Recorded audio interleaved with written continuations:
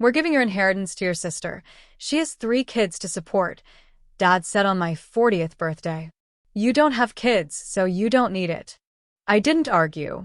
I just asked, did Grandma know? His face went white. The next morning, Grandma's lawyer called with a court order. Have you ever had a moment, a single, gut-wrenching second, where you realize your entire life has been a lie? Where the people you thought loved you, truly loved you, were actually just waiting for the perfect opportunity to betray you? Because that's exactly what happened on my 40th birthday, and it involved my own family, my grandmother's inheritance, and a shocking twist that left them absolutely speechless. I was sitting at my parents' dining room table, a store-bought vanilla cake with Happy 40th Troy scrawled in blue icing sitting in front of me. Dad was cutting slices, making small talk about the weather, when he dropped a bombshell that felt like a physical blow. We've been talking, your mom and I, he began, not even looking up. We think the fair thing to do is give your inheritance to Jennifer. She needs it more. She's got 3 kids to feed. You don't have kids, so you don't really need it. My fork, halfway to my mouth, clattered onto my plate. What? Mom nodded along, her face serene, like this was the most reasonable thing in the world. And my sister, Jennifer, across the table, wore that small, satisfied smirk I'd seen 1,000 times before. My mind was reeling. 40 years. 40 years of being the responsible one, the stable one, the one who never asked for anything. And now, on my birthday, they were deciding I didn't deserve what my grandmother left me, all because I chose a different path than Jennifer. I didn't yell. I didn't argue. I just set my fork down, my voice surprisingly calm, and asked one question. Did Grandma know? When she made her will, did she know you'd try to do this? The color drained from my dad's face. My mom's hand froze on her wine glass. The room went silent. And the very next morning, my grandmother's lawyer called them with a court order. Let me rewind a bit, because to understand that moment, you need to understand my family. My name is Troy Mitchell. I'm 40. I'm a senior accountant, good with money, live in a modest condo, drive an old Honda Civic. And I'm child-free by choice. Made that decision at 25, never regretted it. This fact, more than anything else, has shaped how my family sees me. Jennifer, my older sister, is 43. She has 3 kids, 2 ex-husbands, works part-time, and has practically trademarked struggling single mom. Only, she's not really struggling. She gets child support, lives rent-free in my parents' old house, and has never, ever been told no by anyone in our family. Me? I was told no my entire life. Jennifer was the golden child, the first grandchild, the one everyone doted on. When I came along, I was the easy one, the quiet one. Jennifer got piano lessons, dance classes, leads in school plays. You don't need those things, Troy. You're fine on your own. When she got pregnant at 21, everyone rallied. Showers, money, childcare. She's so young. She needs help. We're family. When I graduated college with an accounting degree at 22, I got a card with $50 and a pat on the back. Good luck. We know you'll be fine. This pattern, this stark, infuriating disparity, continued for 2 decades. Jennifer's crises were treated like national emergencies. My achievements were met with a dismissive, "That's nice, honey." But Grandma Eleanor, my dad's mom, she was different. She was a sharp, no-nonsense woman, a bookkeeper for 40 years. She saw things. She saw the favoritism, the neglect. And unlike my parents, she actually talked to me like I mattered. Every Sunday, I'd drive to her place. We'd talk numbers, books, life. She never asked about kids. Never treated my life choices as a phase. You know what you want, she told me once. That's rare. Most people just follow the script and wonder why they're miserable. When I was 35, Grandma Eleanor sold her house, moving into assisted living. She was healthy, just tired. But she was also, I realize now, methodically putting her affairs in order. One afternoon, she called me. Troy, I need you to witness some paperwork. I went that evening. Her lawyer, Mr. Harrison, a man I'd never met, was there. I'm updating my will, she said simply. I want you here as a witness, and because it concerns you. She was leaving me everything. Her house, money, investments, savings. Roughly $340,000. My throat tightened. Grandma, I stammered. That's... Jennifer has kids. Mom and Dad will. Will what? She cut me off, her eyes piercing. Guilt you? Pressure you? Troy, I've watched your parents give everything to your sister for 40 years while you got scraps. I've watched Jennifer take and take. This is my money, my decision. I'm leaving it to the person who actually talks to me like a human being, not an ATM. But, no buts. You're responsible. You're kind. You visit me every week, not because you want something but because you care. Jennifer hasn't been here in 8 months. Your parents come once a month out of obligation. You're getting the inheritance, and I'm making sure it's legally airtight. Mr. Harrison nodded. Eleanor has been very clear. The will explicitly names Troy as sole beneficiary. I signed as a witness, feeling like I was in a dream. Don't tell your parents yet, Grandma warned. Not until I'm gone. I don't want them bothering me about it. I won't, I promised. She smiled. Good boy. Now, how's work? Tell me about that audit you mentioned. That was 3 years ago. Grandma passed away 6 months ago, peacefully in her sleep at 87. I was devastated. She had been my anchor, my calm harbor in a family that never quite knew what to do with me. The will reading was set for 2 weeks after her funeral. The day before, Mr. Harrison called. Troy, I need to prepare you. Your grandmother's will is very clear, but your parents have been asking questions. Tomorrow, everything will be revealed. Are you ready? Ready as I'll be, I said, a cold knot forming in my stomach. Good. And Troy, your grandmother specifically requested I give you this if anyone tried to pressure you. He emailed me a scanned letter in her shaky handwriting. Troy, if you're reading this, someone's trying to take what's yours. Don't let them. You earned this by being the only one who loved me for me, not my money. Stand firm. You're stronger than they think. Love, Grandma. I printed it and put it in my wallet, a talisman against the storm I felt brewing. The will reading was brutally tense. My parents sat with Jennifer on one side of Mr. Harrison's conference table. I sat alone on the other. Jennifer's kids were in the waiting room. Mr. Harrison read the will, the standard legal jargon, then came the money. To my grandson, Troy Mitchell, I leave the entirety of my estate, including all financial assets, totaling approximately $340,000. This decision is made with full mental capacity and clear intent.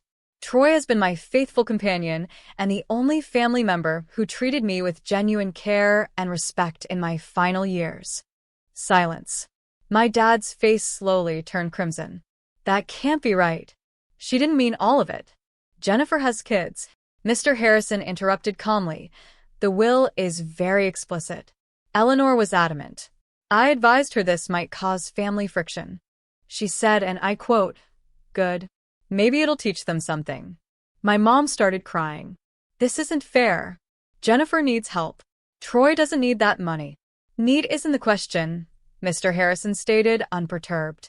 Eleanor's wishes are clear and legally binding. Troy is the sole beneficiary. Jennifer just stared at me, her eyes narrowed. You knew. You knew and you didn't tell us. You manipulated her, she shrieked. I spent time with her because she was my grandmother and I loved her. I shot back, my voice shaking with suppressed anger. The money was her choice, not mine. That's not true. Dad snapped. You poisoned her against us. Against Jennifer's kids. My blood boiled. Jennifer gets $3,000 a month in child support. She lives rent-free in your old house. She works 15 hours a week. She's not struggling. She's comfortable and still wants more. I yelled. She has kids to feed. Jennifer cried. And I have a life to live. I countered. Grandma left me this money because I was there for her every Sunday for 5 years. Where were you? No one answered. We left the lawyer's office in hostile silence. I thought that was the end of it. Legal. Done. Settled. I was so wrong. 3 months crawled by. My parents called occasionally, awkward conversations filled with veiled hints that I should do the right thing and help family. I ignored them. Then came my birthday. Mom insisted on dinner at their place. Just family, she said. We need to move past this. I should have known better. Jennifer was there with her kids, who were sweet, oblivious to the simmering resentment. Dinner was excruciatingly tense. Small talk about work, school, Mom's garden. Then the cake. Dad cut me a piece, then casually, as if discussing the weather, delivered the second blow. We've been talking, your mom and I. We think the fair thing to do is give your inheritance to Jennifer. She needs it more. She's got 3 kids to feed. You don't have kids, so you don't really need it. I stared at them, completely stunned. My mom chimed in. Your grandmother was old when she made that will, Troy. She didn't understand how much Jennifer struggles. We're her parents. We know what's fair. It's not your decision, I said slowly, my voice barely a whisper, but laced with ice. We're asking you to do the right thing, Dad pressed. Transfer the money to Jennifer. It's what your grandmother would have wanted if she'd known. Known what? I practically spat. That Jennifer would use I have kids as a reason to take everything that isn't hers? Jennifer's voice rose, tight with manufactured indignation. You don't understand what it's like to raise children. Every day is a struggle. Every expense. You live alone in your little condo with no responsibilities. My rage finally snapped. You chose that. The table went silent. You chose to have 3 kids, I repeated, my voice now loud and clear. You chose to marry men who didn't work out. You chose to work part-time. Those were your choices, and they don't entitle you to my inheritance. Family takes care of family, Mom's voice cracked. Does it? I shot back, standing up, my chair scraping against the floor. Because I don't remember family taking care of me. I remember family giving Jennifer everything and expecting me to be fine with scraps. I remember working through college while Jennifer got her rent paid. I remember every achievement I had being ignored while Jennifer's mediocrity was celebrated. That's not fair, Dad started. You're right, I yelled. It's not fair. None of this has ever been fair. But Grandma saw it. She saw how you treated me, and she left me that money knowing exactly what she was doing. I leaned forward, my hands flat on the table, my eyes burning into theirs. Did Grandma know? I asked again, my voice dropping to a dangerous whisper. Did she know when she made that will that you'd try to do this? Dad's face went from pale to ashen. Mom stared fixedly at her plate. Did she tell you? I pressed. Did she say anything about leaving the money to me? Dad hesitated, then, barely audible, confessed, she mentioned it, a year before she died. She said she was leaving everything to you, because you were the only one who cared about her. My breath hitched. And what did you say? I demanded. I told her that wasn't fair. That Jennifer had kids. That you'd understand if we redirected it after she passed. There it was. The cold, hard truth. You planned this, I said, my voice heavy with disbelief and disgust. You knew for a year that she wanted me to have it, and you've been planning to take it away ever since. It's not taking, Dad blustered. It's redistributing fairly. It's theft. I roared. You're trying to override a legal will because you don't agree with it. We're her parents. We have the right. Mom cried. No, I said, grabbing my coat. You don't. Thank you for dinner, I said, my voice thick with emotion. Happy birthday to me. I walked out. Jennifer was yelling something behind me, but I didn't listen. I got in my car, my hands shaking so badly I could barely turn the key. Then I called Mr. Harrison. Voicemail. It was 8 p.m. on a Friday. Mr. Harrison, this is Troy Mitchell. My parents just tried to pressure me into giving my inheritance to my sister. They admitted my grandmother told them a year ago about the will, and they've been planning to override it. I need to know if there's anything I should do legally. Please call me back. I drove home, barely seeing the road, and spent the night staring at the ceiling, Grandma's letter on my nightstand. Saturday morning, my phone rang. Mr. Harrison. Troy, I got your message. Can you come to my office Monday morning? Is something wrong? I asked, my heart pounding. Not wrong, he replied, but there are things I need to tell you that your grandmother asked me to keep confidential until someone tried exactly what your parents just tried. Monday morning, I sat in Mr. Harrison's office, a nervous wreck. He pulled out a file. Your grandmother anticipated this, Troy. Not hoped for it, anticipated it. He opened the file. She knew your parents would try to redirect the inheritance, so she put specific safeguards in place. Documents, letters, even recordings. Eleanor recorded several video statements about her will. In them, she explicitly states that if anyone attempts to pressure you, coerce you, or legally challenge the will on the grounds that you don't need it, or that Jennifer needs it more, there are consequences. What kind of consequences? I asked, dread coiling in my stomach. Your parents were set to receive $20,000 each from a separate account. A thank you for raising her son, she called it. But she included a clause. If they attempt to interfere with your inheritance in any way, they forfeit that $20,000, and it goes to you as well. I stared at him, speechless. He also, Mr. Harrison continued, wrote letters to be delivered to your parents and Jennifer if they contested the will or pressured you. He gave me permission to read them if this situation arose. Would you like to hear? I nodded, a strange mix of disbelief and vindication washing over me. He opened the envelope marked David and Susan, my parents. Grandma's shaky handwriting filled the page. David and Susan, if you're reading this, you've done exactly what I expected. You've tried to take Troy's inheritance and give it to Jennifer. I'm disappointed, but not surprised. You've been doing this his entire life, giving Jennifer everything, and expecting Troy to accept nothing. Let me be clear. Troy earned this money by being the grandson who cared. He visited me every week. He called me every day. He treated me like a person, not an obligation. Jennifer came twice a year and spent both visits asking for money. You came monthly out of duty and couldn't wait to leave. So, no, I don't care that Jennifer has children. Having children doesn't entitle you to other people's money. Being kind, loving, and present does. Troy was all three. You were none. This is my final word. Leave Troy alone or you'll lose the $20,000 I left you as well. Mr. Harrison set the letter down. Your parents have forfeited their $20,000. Per Eleanor's instructions, it now goes to you, bringing your total inheritance to $380,000. I couldn't breathe. There's more, he said gently. Eleanor also anticipated your sister might claim undue influence, that you manipulated her, so she had a full psychiatric evaluation done 6 months before her death. The doctor confirmed she was of sound mind, under no coercion, and making informed decisions. It's all documented. Why didn't she tell me? I whispered. She said you'd argue. You'd try to talk her out of protecting you.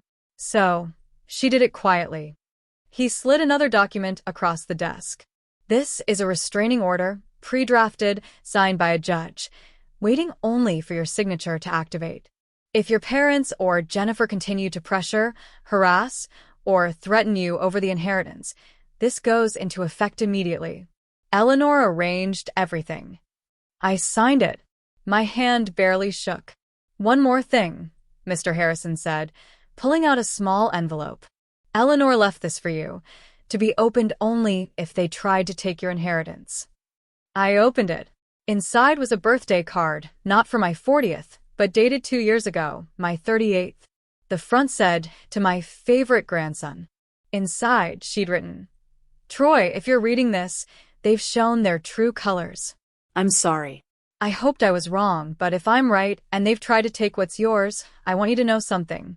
You don't owe them your money. You don't owe Jennifer your future. You don't owe anyone an explanation for being child-free. You are enough exactly as you are. Use this money to build the life you want. Travel, invest, retire early, spoil yourself for once. You've spent 40 years being the responsible one who never asks for anything. It's your turn. And if your parents can't understand that, that's their failure, not yours. I love you. I'm proud of you. And I'm so glad I got to know the man you became. Happy birthday, whenever you're reading this. Love, Grandma Eleanor. I sat in that office and just cried. Mr. Harrison gave me privacy. When I finally composed myself, he asked, "What would you like me to do?" "Send them the letter and the court order," I said, my voice still thick. "Let them know if they contact me again about the inheritance. The restraining order goes active." Done. "Anything else?" he asked. Yes. "I want to set up a trust for Jennifer's kids. Not accessible until they're 21. College fund, $15,000 each. It's not their fault their mom and grandparents are like this."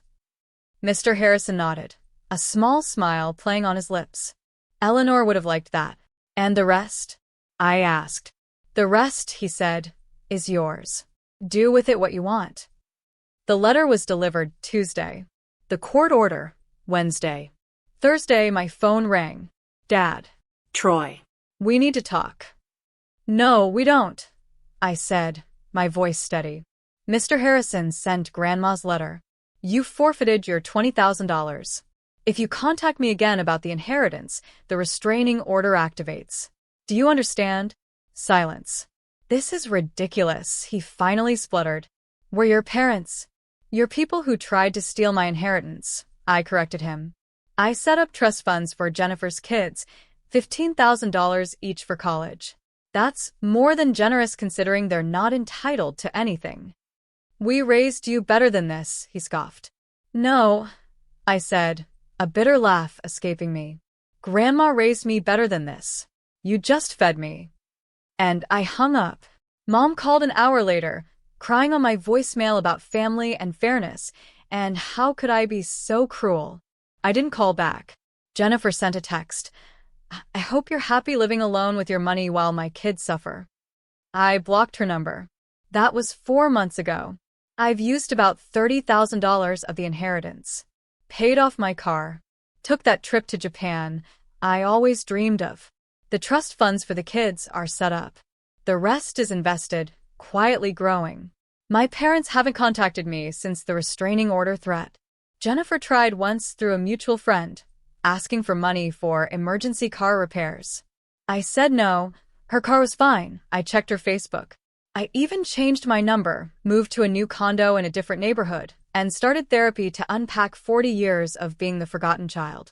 And now, I sleep well at night, knowing my grandmother saw me, truly saw me, and made sure I was taken care of even after she was gone. The world loves to tell you that people without kids are selfish, that we don't understand sacrifice or love, that we don't deserve the same consideration as parents because we have it easy. But here's what I learned. Having kids doesn't make you noble. It makes you a parent. And being a parent doesn't entitle you to other people's resources, sympathy, or inheritance. My grandmother left me her money not because I was child-free, but because I showed up. I cared. I was present. That birthday dinner taught me something valuable. Sometimes the family who claims they love you will try to take everything you have the moment they think you don't need it as much as someone else. And the right response isn't to give in. It's to protect what's yours and let them face the consequences of their actions. Grandma Eleanor knew. She planned for it. She protected me even after death. That's real love. Unconditional, protective love. Everything else is just obligation dressed up as family. So, here's my question for you. If you were in my shoes, would you have given more to Jennifer's kids, or even given in to my parents' demands to keep the peace? Or would you have done exactly what I did? Protected what was yours and let the chips fall where they may? Tell me what you think in the comments below, because I truly want to know.